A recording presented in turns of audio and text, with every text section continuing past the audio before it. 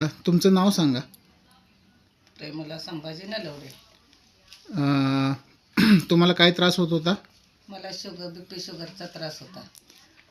हे औषध घेण्या अगोदर तुमची शुगर किती होती? 200 होती. आणि हे औषध तुम्ही कधीपासून घेताय? 1 महिना झालं. 8 तारखेला 1 महिना झाला. आणि साखर हे औषध घेण्या अगोदर तुम्हाला काय त्रास होत होते?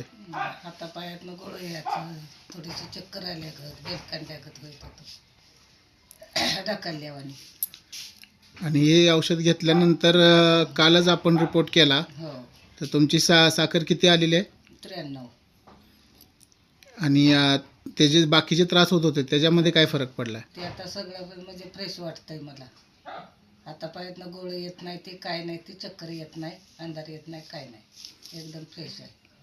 चालेल. आता आपण नंतर एक HbA1c रिपोर्ट करू. हां, आणि चालेल. HbA1c रिपोर्ट तुमचा नॉर्मल आला की मग बाकीचे हे औषधसुद्धा बंद होईल. हां, चालेल. आणि तुम्हाला अगोदर 2 गोळ्या चालू होत्या, हो. सकाळी एक आणि संध्याकाळी एक. त्याच्यात आता एक गोळी बंद झाली तुमची. हो, एक गोळी बंद झाली. चालेल आता चालेल. एक टाइमच गोळी.